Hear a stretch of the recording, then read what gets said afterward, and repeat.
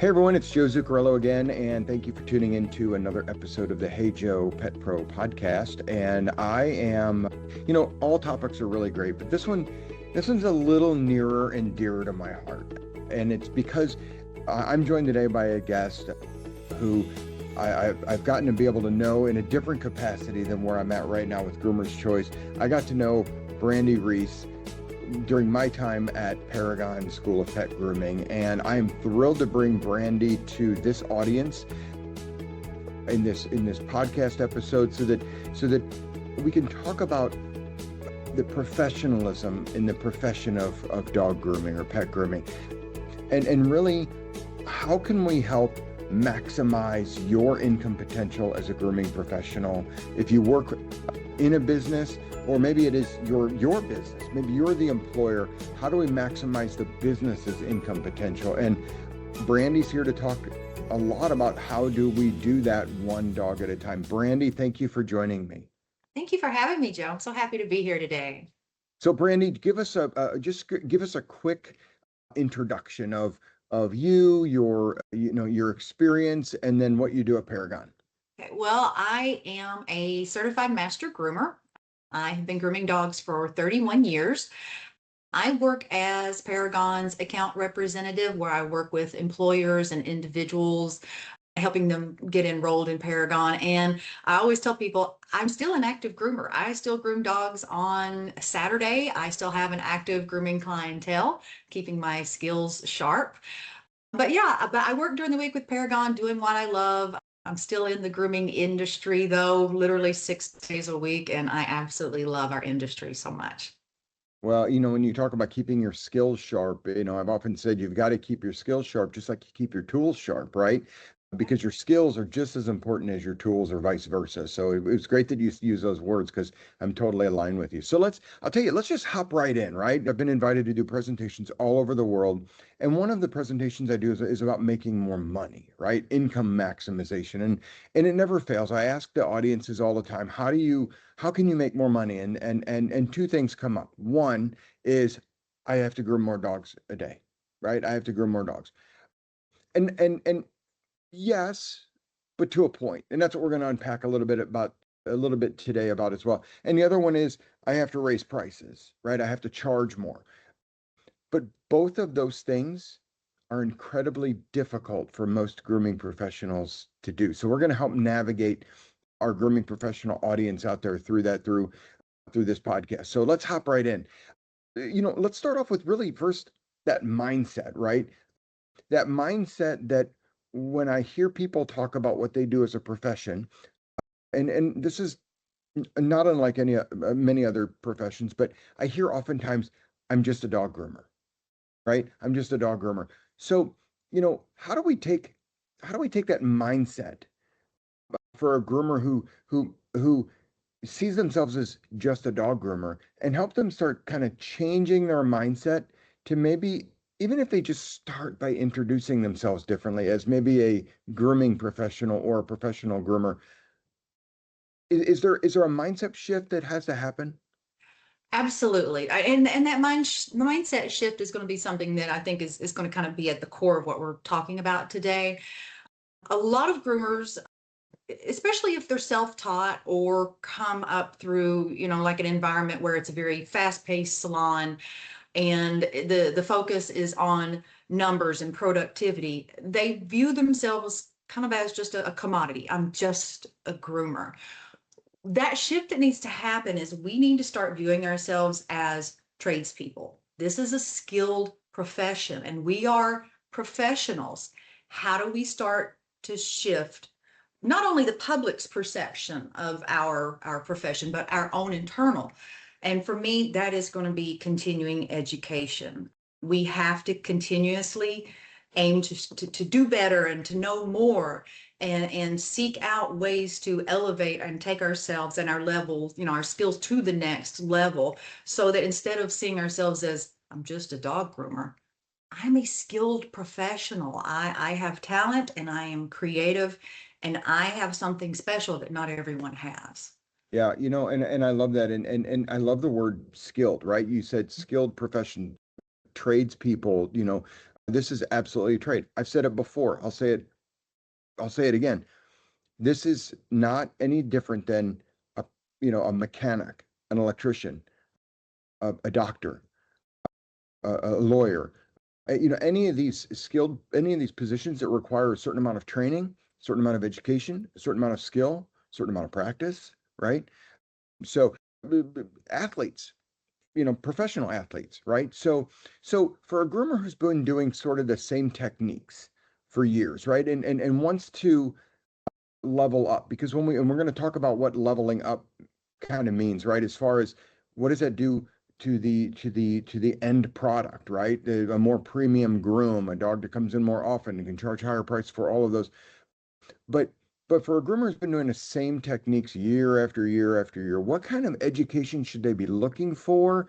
And how important is it to them to keep learning, even after maybe they've reached a certain skill?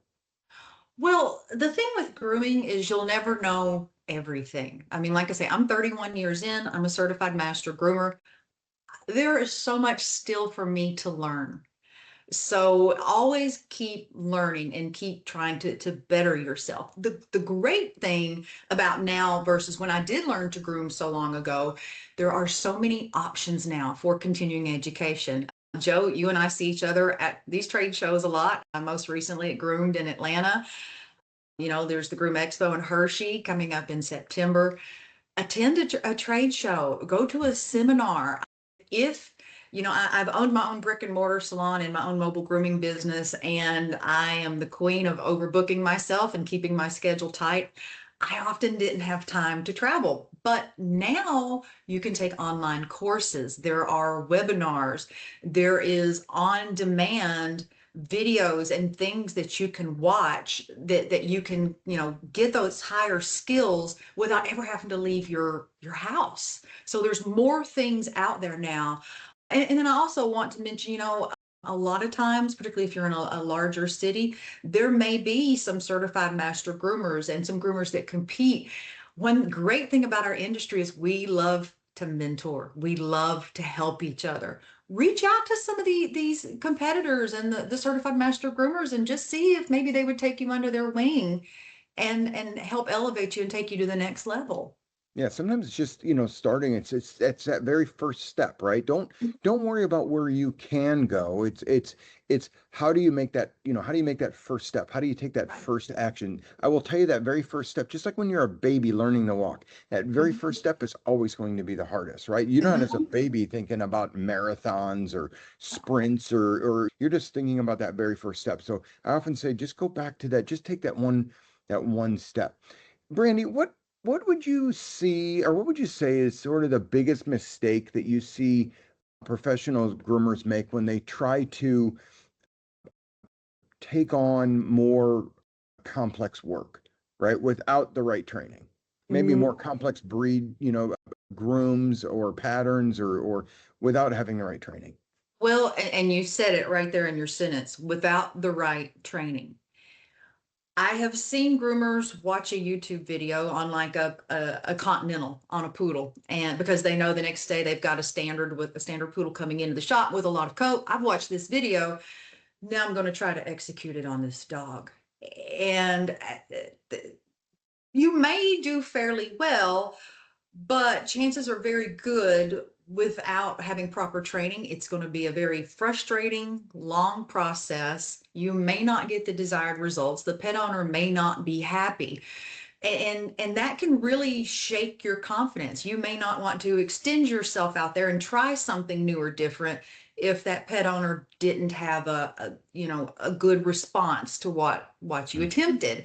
Mhm. So the big thing is to make sure you have the proper training. And honestly, for a lot of these higher level grooms, it all starts with excellent foundational basics, making sure that the coat is properly prepped and brushed out and dried properly. Mhm. And like with your AKC correct breed standard trims is knowing correct pattern placement, but all of that starts with the basics of knowing the dog's anatomy and where the bones are and the muscles and all of that. So it's seeking out more information and feeling confident in your skills before you go out there and just wing it Yeah. on a pet coming into the shop.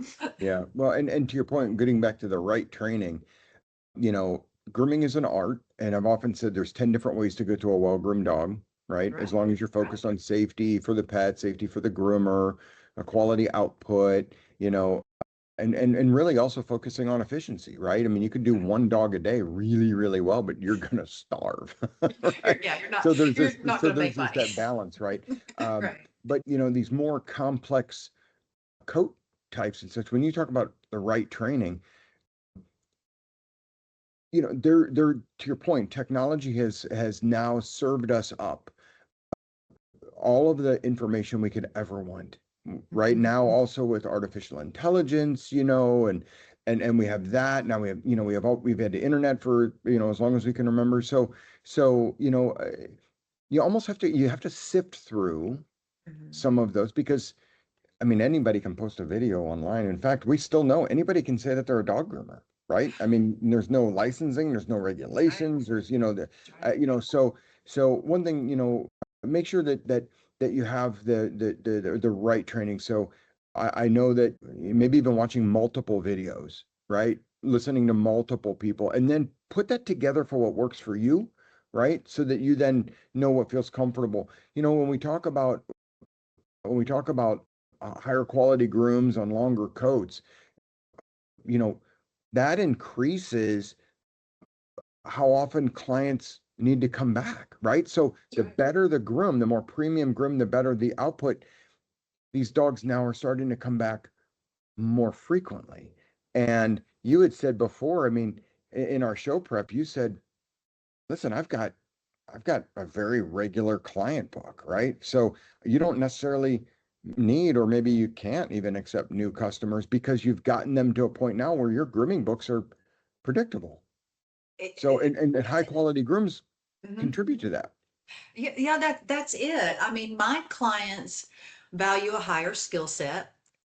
My clients stay with me pretty much from the time that the dog is a puppy until it passes away. And then when they get the next dog, I have some clients that are on their second, third, and fourth dogs with me. I don't accept new clients. My books are closed, but everyone is on a regular schedule. I don't do dogs that get shaved down and I only, but only come in every 10 to 12 weeks. My clients are every 2 weeks, 4 weeks, at the maximum 6 weeks. So if you take that doodle that in another salon is just getting shaved down and they only see that dog 3 4 times a year, I'm seeing that dog every month, so that dog is bringing in more revenue to me because I have that higher skill set and that greater knowledge, and I'm able to do that nicer trim on that, that thicker coat. Mhm. Or I have a lot of Westie clients. I love a short-legged terrier and it shows.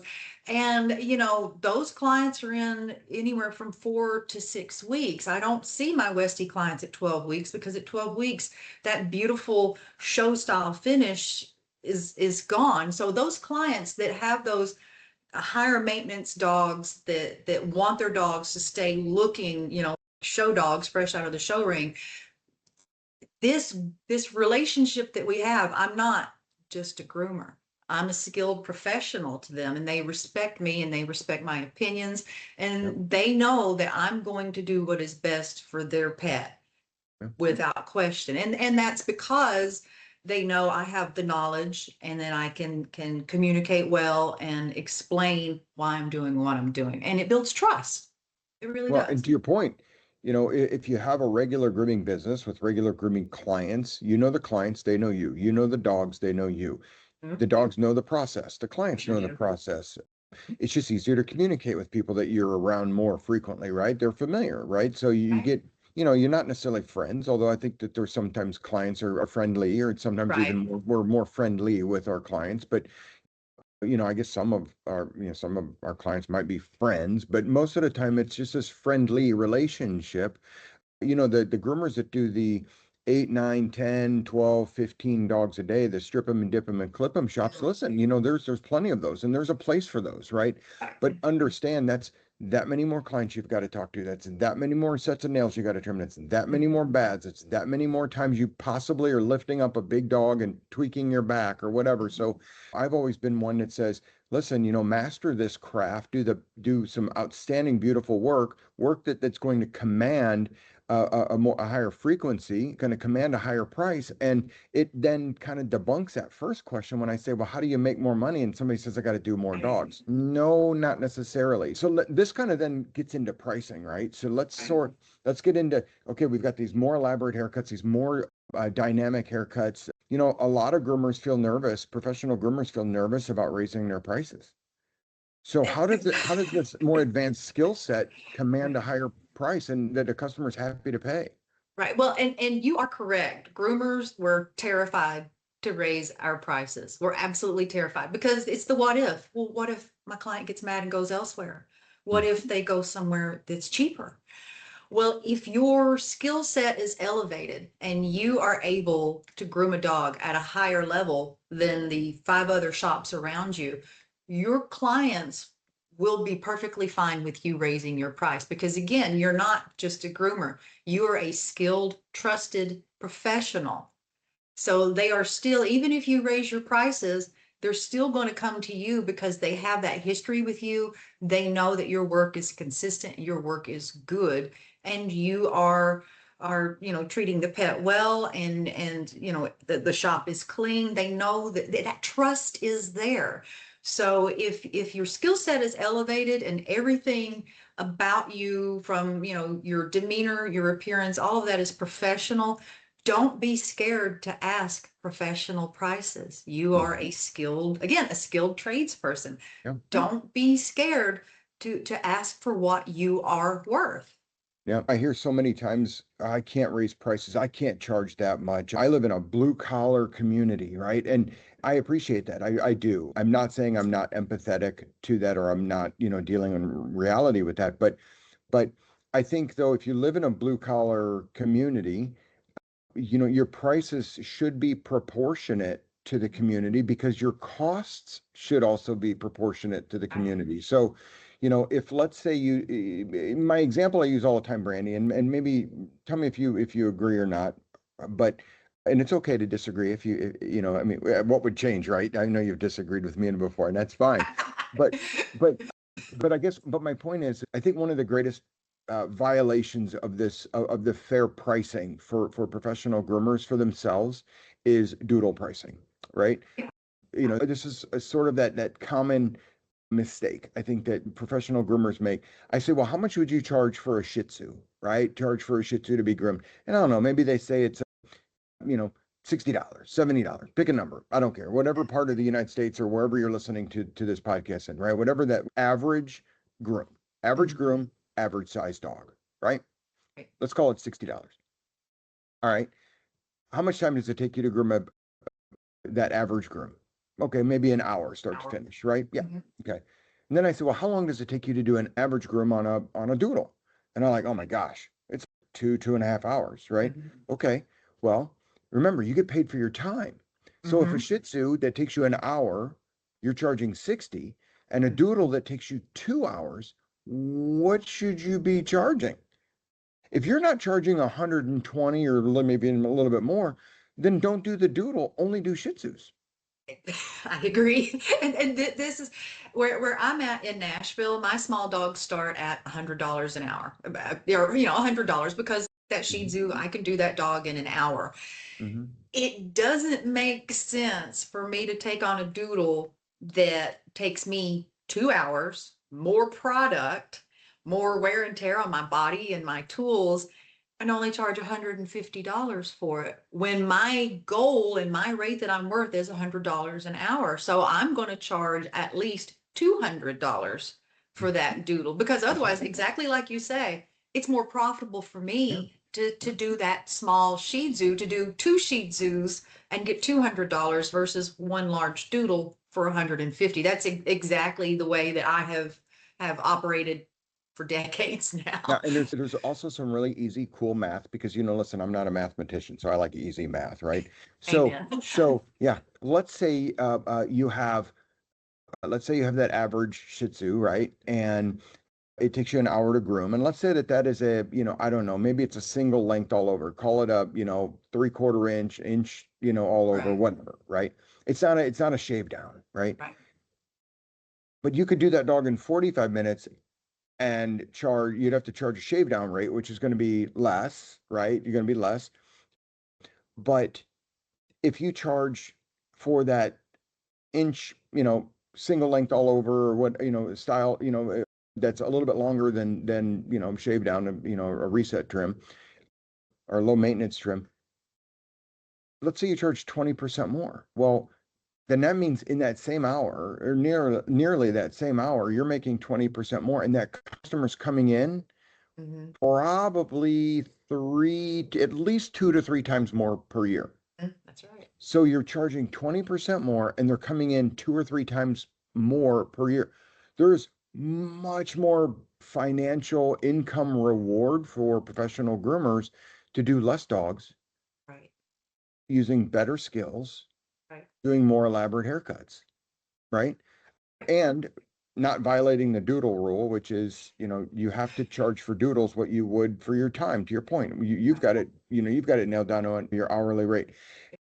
We talked about having predictable grooming. So what does a day look like from a stress level and overall business stability when you have predictable grooming schedules, predictable clientele? It's worth its weight in gold. Both from a financial aspect and just my mental well-being. I know what my day is going to be. I know the condition that those coats are going to be in. No surprise. Ooh, matted dog that now I have to spend an extra hour dematting. I know that my clients are going to keep those appointments because I do stay booked out. And if we miss an appointment, we're not getting worked in next week because there is no time. So that predictability, I know the dogs, I know the coats, I know the dog's temperament, I know the owners. I'm also better able to predict my income because I know that I'm not going to have the no shows, and any disagreement about payment versus, let's say you're in a shop that's high volume, we're shaving down dogs, we only see these dogs every 12 weeks. I don't know these dogs. I don't know whether they're going to come in great shape or I'm going to have to spend an extra hour carefully, trimming them out of a full body cast of mats. Maybe the owner is difficult. Maybe that dog doesn't like its feet being handled. It eliminates all these unsure variables when I have that predictable clientele that values my skill set. And like I say, it's just, my days are manageable, my income is stable, and my mental health is so much better. It truly Yeah, is. My yeah. anxiety is down here versus up here. I've often said surprises should be reserved for birthdays and holidays, Amen. right? And only Not, good not, ones. yeah, not in your day-to-day business. So the goal is, it's like a game, right? How do we, and this is what I often recommend to people, and it's great to hear that you think the same way. And that is, our goal is to be surprise killers, right? Our goal is to eliminate surprises, because when we do that, we leave a certain amount of room for that new customer, that one new customer that you've added that might be a surprise, but it's not every customer. It's not every day. You're at that point, you're sort of, I guess, is it still a surprise if you're in control of surprises?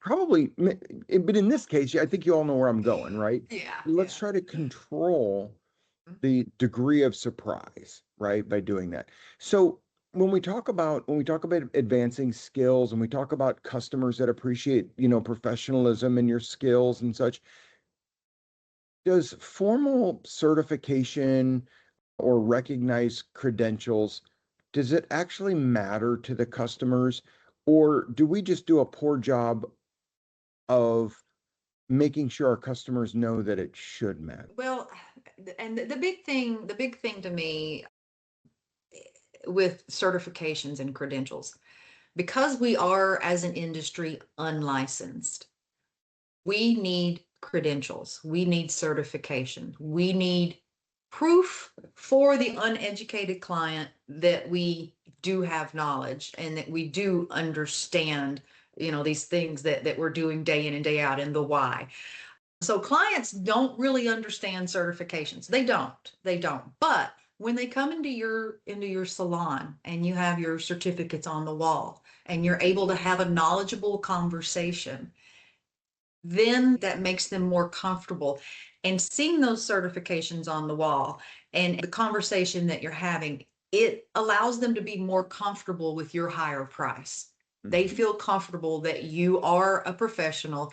Since we're not licensed, and I say this when I'm talking to people on the phone during the day about us not being licensed. Joe, you're not a dog groomer. You could grab a pair of kitchen shears and call yourself a groomer today, and no one could argue with you and tell you that you're not. Mhm. And the average grooming client might not know that you, forgive me, have no grooming skills. That's right. That's right. So that's where the credentials and the certifications are important to help your clients know that they are making the right choice in choosing you as their groomer, that you've done the work to make yourself the very best that you could be so that you can be there to serve them and their pets. It's interesting because I do believe that that's still a mistake that we in this industry that professional groomers overlook, and that is it's okay to brag about yourself, right? You don't have to be conceited. You don't have to be, there's a difference between being conceited and being confident, Right. right? Between being arrogant and being aware of what is important with your customers. I think sometimes professionals in our industry, we're so sometimes afraid to toot our own horn or to put it out there, because maybe we're an introvert. Maybe we don't, I can line 10 people up in this industry. I can line 10 professional groomers up and say, why did you start as a dog groomer? And they say, because I hate people, right? Um, Right, right, right. well, We prefer the dogs dog, over people. yeah, the dogs aren't bringing in their own credit card, right? So No, until no, that no, no. happens, You until gotta they deal until they drive themselves there and bring in their own credit card, we have to like people a little to bit, we have to a little bit, right? a little bit. So I think this though is a big mistake that we don't hang those credentials on the wall. We don't hang those certificates on the wall. And I think it's leaving a door, Brandy. I think it's leaving a door open for somebody that does to get in front of your customer and make sure if they educate them. Listen, you could have all the credentials and certificates as anybody else does. But if you don't tell your customers and somebody else does, they may chase that. And we don't want that to happen. So hang those certificates up there. Even though you might have crazy great skills, hang the certificates up there.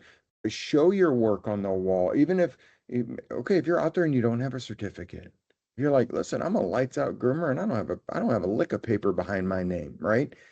Okay, well, then create something for yourself. It's not a lie, right? But hang some beautiful grooms that you've done on the Mhm. wall. Make sure you've got beautiful grooms on your social media page. Make sure you have beautiful grooms on your web page. On your wherever people want to look you up. That's what they're going to be looking for. I can tell you, I had to I found a new mobile groomer, a couple of years ago for my little dog.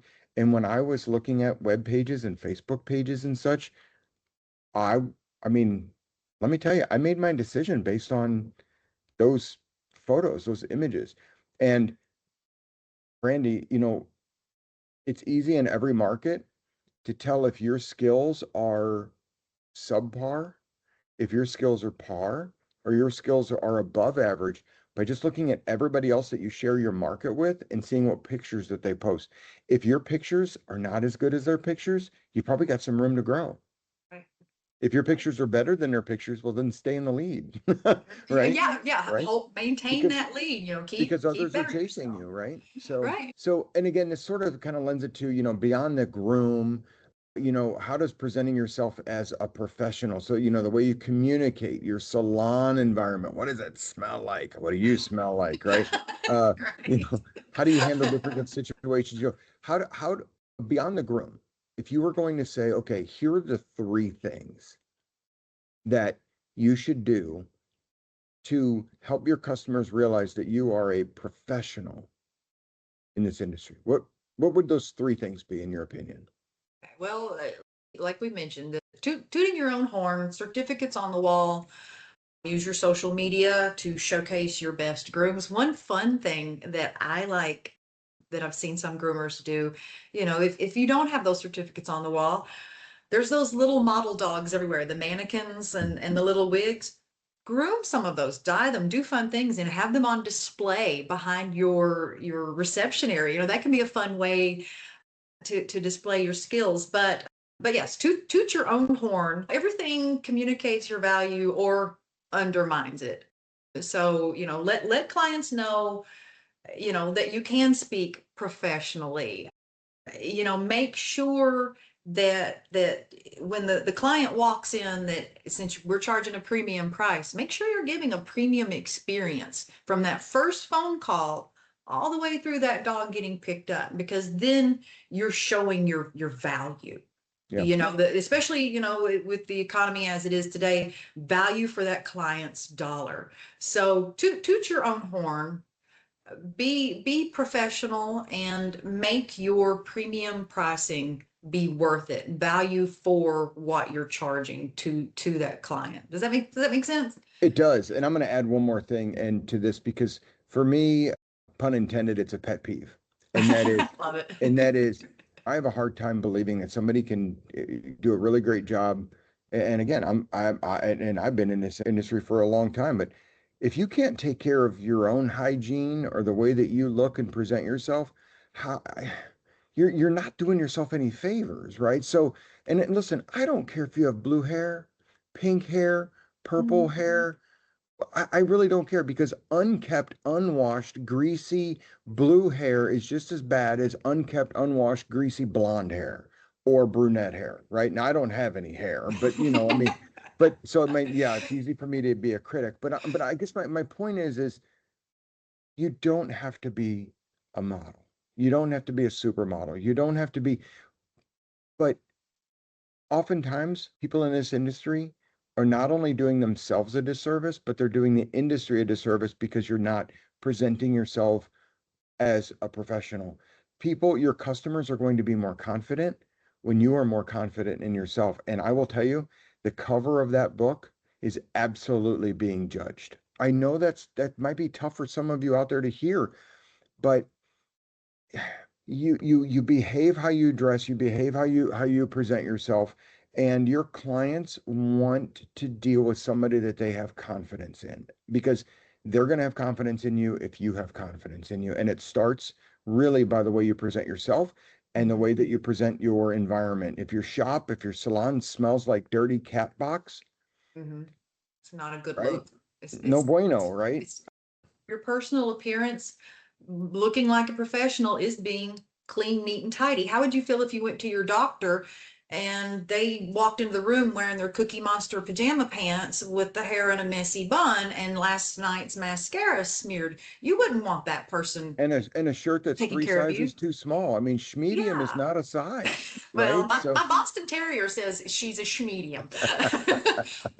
And yeah, that is yeah, just, and a lot of groomers think, oh, well, I work with animals.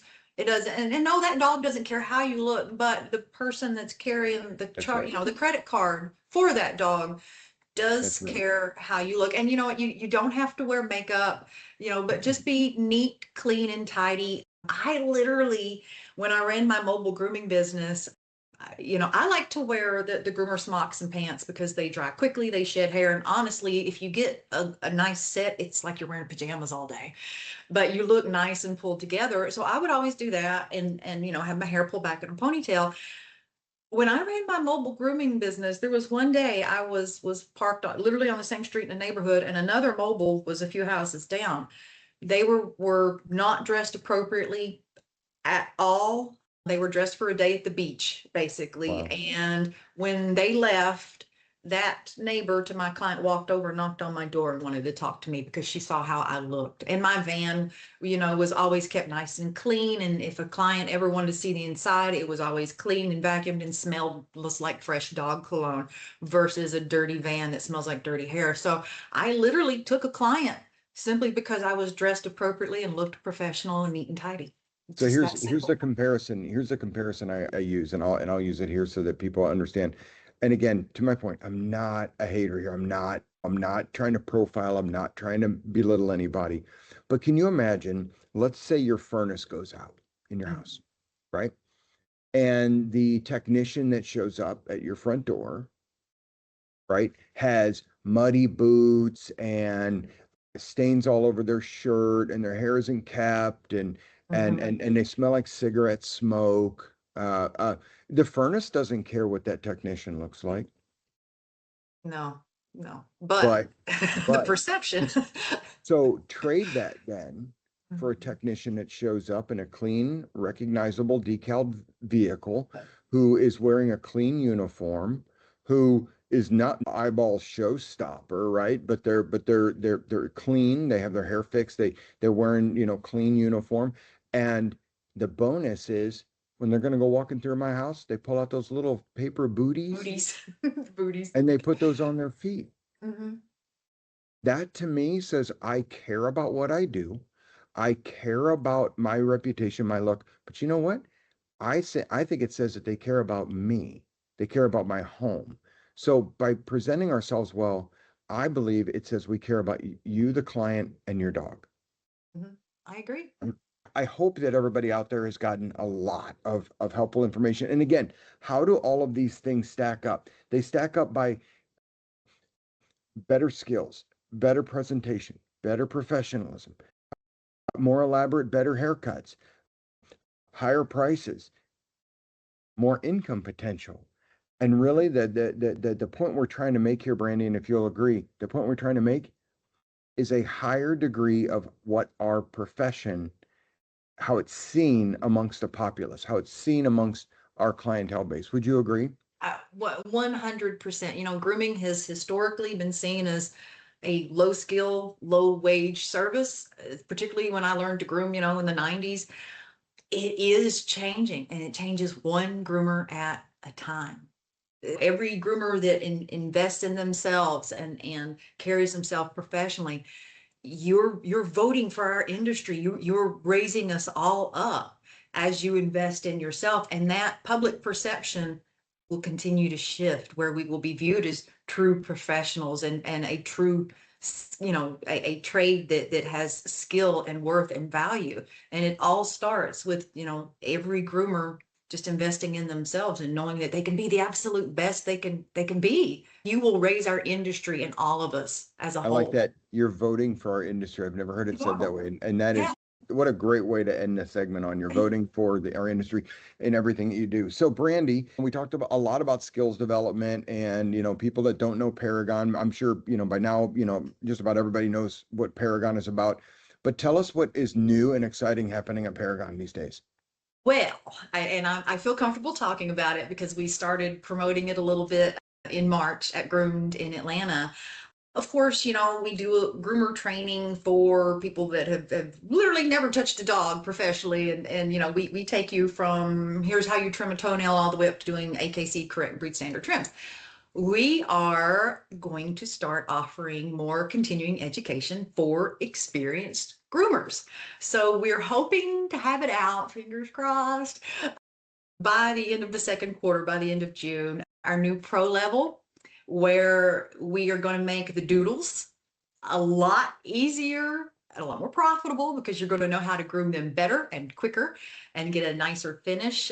We're also going to touch on a little bit of Asian fusion, a little bit of creative grooming, a little bit of corrective grooming, and we are going to talk about in our coursework those dogs that can be a little difficult, the anxious pets, the puppies, the geriatrics, which are my favorite. So yeah, so we're going to have a new level coming out soon, and it's going to be great continuing education. It will come with a certification. So if you are one of those groomers that didn't go to a school or hasn't done any sort of master certification, again, that can be a way that you have a nice certificate on the wall. But we're really, really so excited about it, and we can't wait. We think that it's going to be really good for the groomer working in the salon day in and day out. Some great continuing education, ways to make their days easier and quicker and more enjoyable, and just a great way to invest in themselves. Wow, it sounds exciting. And what I like about Yes. that is it's not predicated on that they have to go through, this level and then that level and this Right. level. Like you said, it's for the person who out there, we talked about hanging papers on the wall. It's like an insurance policy, right? Hanging those certificates on the wall. If I think it's a great point. No matter how you learned or who you learned from, Mhm. they can hop into the pro level Sure and can. take that level and continue their education. So that is really, really cool. So Brandy, thank you so much. And thank you. I thank the team at Paragon for me. Everybody, I love, and everybody there I love, and everybody there is near and dear to my heart. If somebody that's listening to this podcast or watching this as a video vodcast, how does somebody get in touch with Paragon? You can go to paragonpetschool.com. Our phone number is on there. You can call the number. Chances are good you're going to get me.